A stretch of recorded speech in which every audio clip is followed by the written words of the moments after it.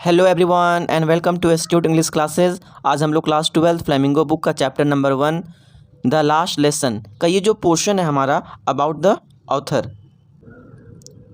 इस पोर्शन से या तो सीबीएसई एग्ज़ाम हो या जैक, दोनों से एटलीस्ट वन क्वेश्चन दोनों एग्ज़ाम में इस पोर्शन से खास करके अबाउट द ऑथर से एक क्वेश्चन रहते ही हैं और स्टूडेंट लोग इस पोर्शन पे ज़्यादा ध्यान नहीं देते हैं। ठीक है, तो ध्यान से इसे देखिए।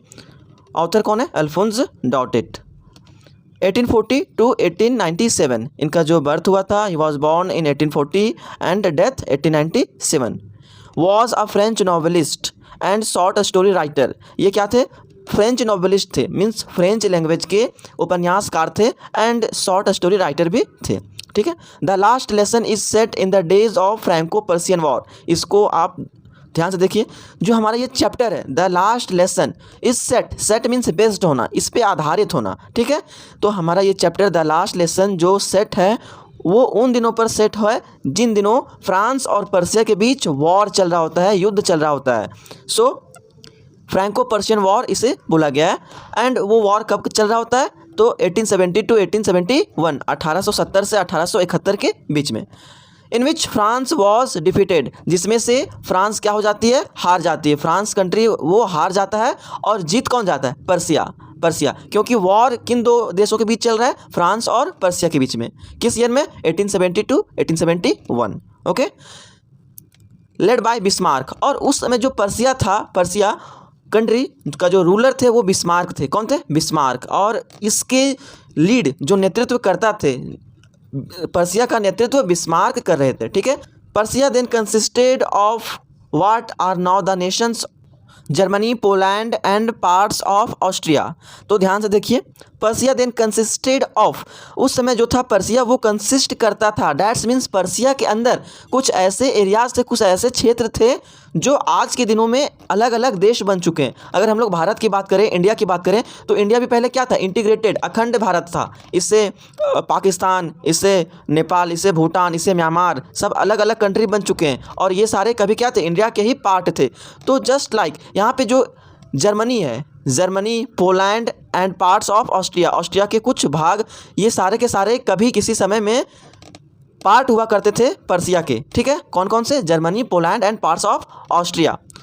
In this story the French district, और इस स्टोरी में जो फ्रेंच डिस्ट्रिक्ट है, फ्रेंच डिस्ट्रिक्ट बिकॉज हम लोग जानते हैं फ्रैंको पर्सियन वॉर में फ्रांस हार चुका है और पर्सिया जीत चुकी है। ठीक है, अब इसका इफेक्ट फ्रांस के जो दो डिस्ट्रिक्ट है, स्पेशली इन्हीं दो डिस्ट्रिक्ट के बारे में ये पूरा स्टोरी आगे हम लोग पढ़ेंगे, लेकिन जो फ्रांस का दो डिस्ट्रिक्ट है इस पर बहुत ही ज़्यादा इफेक्ट होता है और वो दो डिस्ट्रिक्ट का नाम है एल्जैक एंड लॉरेन।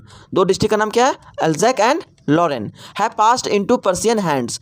और ये जो दो डिस्ट्रिक्ट है वो पर्सियन हैंड्स में, डैट्स मीन जो पर्सियन सोल्जर होती है वो यहाँ पे उनका कब्जा हो जाता है। ठीक है, read the story to find out effect this had on life at school. और इस कारण से जब पर्सियन सोल्जर वहाँ पे कब्जा कर लेती है, अपने अंडर में, अपने कंट्रोल में कर लेती है दो डिस्ट्रिक्ट को, एल्जैक एंड लॉरेन के डिस्ट्रिक्ट को, जो कि फ्रांस का दो डिस्ट्रिक्ट है, इसके वजह से हम लोग इस स्टोरी में पढ़ेंगे read the story find out. और हम लोग क्या फाइंड करेंगे? इफेक्ट, क्या इसका इफेक्ट होता है on the life at school, school के लाइफ में क्या इफेक्ट होता है जब फ्रांस युद्ध हार जाता है और उसके दो डिस्ट्रिक्ट को पर्सियन सोल्जर के थ्रू ऑक्युपाइड कर लिया जाता है, कब्जा कर लिया जाता है। तो चलिए हम लोग एमसीक्यू देख लेते हैं the last lesson about the author का पोर्शन से। ठीक है, फर्स्ट क्वेश्चन है who is the author of the story the last lesson. The last lesson का स्टोरी, इनके ऑथर कौन है? तो Alphonse Daudet. So option number A is correct. Next question number 2, how long did Alphonse Daudet live. Alphonse Daudet का जो जीवन काल है वो कब से कब तक का है? तो हमने अभी एक्सप्लेन किया 1840 टू 1897, उनका जन्म 1840 में हुआ था एंड डेथ 1897 में। So option number B is correct, इसे लॉक कीजिए। Next question number 3, Alphonse Daudet was a novelist and short story writer. जो अल्फोंस डॉडेट थे वो novelist and short story writer थे, बट किस लैंग्वेज के थे? यहाँ पे लैंग्वेज पूछा जा रहा है। ठीक है, जर्मन, फ्रेंच, अमेरिकन, और लैंग्वेज का सेंस यहाँ पे ये निकलता है वो किस कंट्री के थे। ठीक है, तो जैसा कि हमने एक्सप्लेन किया, फ्रेंच, वो कहाँ के थे? फ्रांस के थे, तो वो फ्रेंच लैंग्वेज के थे। So option number B is correct, French language. Next question number 4, the last lesson is set in the days of war. तो ये जो हमारा चैप्टर है अबाउट द ऑथर के पोर्शन में बताया गया है कि जो द लास्ट लेसन है वो बेस्ड है, यह स्टोरी आधारित है उन दिनों जिन दिनों फ्रांस और पर्सिया के बीच वॉर चल रहा होता है 1872 1871। तो वो दो देश हैं France and Persia, that is called Franco Persian. Option number A is correct. Next question number 5, how long did the Franco Persian war last. Means Franco Persian war France और पर्सिया के बीच का जो युद्ध है वो कब से कब तक चला। तो एक्सप्लेन किया गया है 1872 1871। ये इंपॉर्टेंट क्वेश्चन है और नॉर्मली आ जाते हैं, ठीक है। सो ऑप्शन नंबर आप बी को लॉक कीजिए 1872 1871। Next question number 6, who was defeated by Persia. देखिए यहाँ पे वॉर होता है 1870-71 के बीच में, जिसमें से फ्रांस हार जाता है और पर्सिया जीत जाता है, ठीक है। तो यही क्वेश्चन पूछा जा रहा है, who was defeated. Defeated means कौन हारा, पर्सिया के द्वारा, तो हारा France. So option number is correct. Next question number 7, Persia led by. Led का मतलब होता है नेतृत्व करना। पर्सिया कंट्री का जो रूलर थे और उन्हीं के थ्रू ये वॉर को, इस युद्ध को नेतृत्व किया जा रहा था एज ए मेन लीडर, वो काम कर रहे थे। तो वो कौन थे, तो एक्सप्लेन किया जा चुका है, Napoleon, Hitler, Bismarck, all of this. बताइए। Obviously Bismarck, option number C is correct. Next question number 8, Persia then consisted of what are the nations of.